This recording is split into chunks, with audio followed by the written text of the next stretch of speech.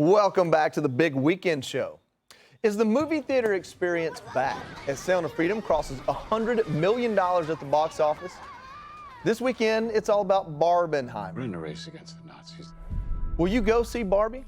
It's the best day ever. It is the best day ever. So is yesterday, and so is tomorrow, and every day from now until forever. Do you guys ever think about dying? Yeah, I don't know about that one. Okay, what about Christopher Nolan's biographical thriller, Oppenheimer? I know what it means. But what happens if the chain reaction doesn't stop? It would ignite the atmosphere. Are we saying there's a chance that when we push that button, we destroy the world? Yeah, I'm interested in that one. But will the highly anticipated movie save the movie theater? A new op-ed in the Daily Mail says what everyone, quote, what everyone is really talking about after Barbenheimer, how our once magical movie theaters are now squalid, overpriced, understaffed, Soviet-era Costco's marred by violence and filth. I want to continue on this quote, Lisa. So I feel like I should cede my time to you because I know how fired up you are about I'm this a little bit fired up. So David Marcus wrote this, and I get where he's coming from, but this is what he says, quote, "The magic of the movie house is gone, and likely for good. The enchanting silver screens of our childhoods have been transformed into dens of dingy darkness and even danger. Americans need the movies. It is a part of our heritage, our tradition. It was once an affordable middle-class luxury worth every penny. Now it feels like paying for an insult." I don't agree. I think movie theaters are still incredibly magic. If you grew up poor like me, I remember the very first movie I went to.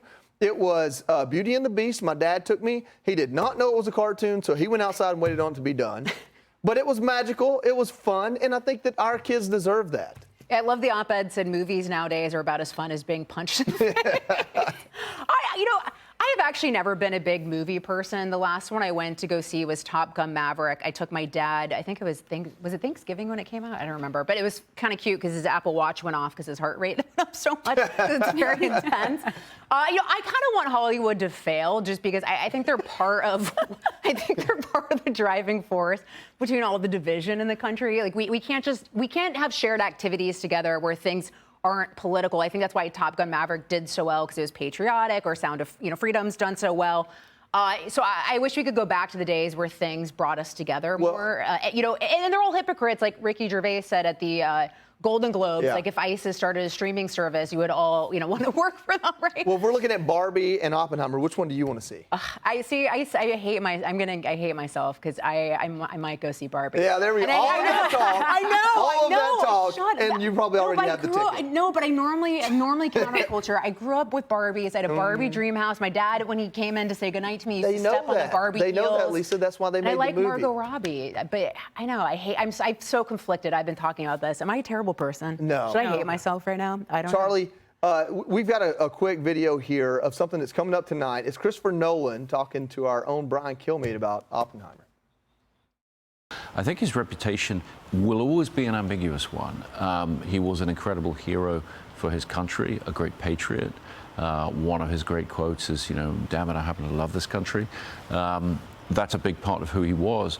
But he also had this past that became inconvenient to where the world went once fascism had been defeated and communism became the big threat. You can see that whole interview tonight at 8 p.m. on One Nation with Brian Kilmeade. So I thought that interview was really interesting. Yeah. Because I was assuming at the beginning, I did not go out to see Barbie this morning, but I do plan to go see Oppenheimer. I was assuming the reason they did a film about Oppenheimer was to defame him. Demonize him for inventing a bomb that ended a war and allowed America to triumph over fascism.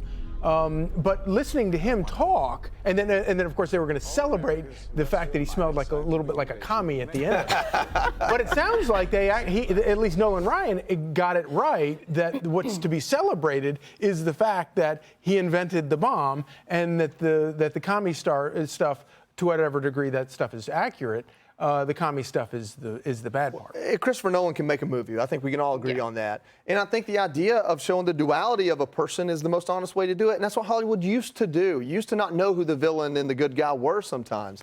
Talking about villains and good guys, We have a headline here. Some people are pretty upset, Alicia. Okay. So Barbie fans they're enraged over AMC's $65 popcorn bucket. But that headline is so misleading. You get a Barbie doll, you get a Corvette, and you get a bucket of popcorn. As a guy with a 4-year-old daughter, you're going to spend about $65 to roll up into Walmart, buy 2 toys, and get some popcorn at the movie theater. No, you make an excellent point. And it's all part of the fanfare, the celebration of the movie. And it doesn't bother me. You don't have to buy it. I will be seeing both movies because that's 2 opportunities for me to get immediate popcorn with butter.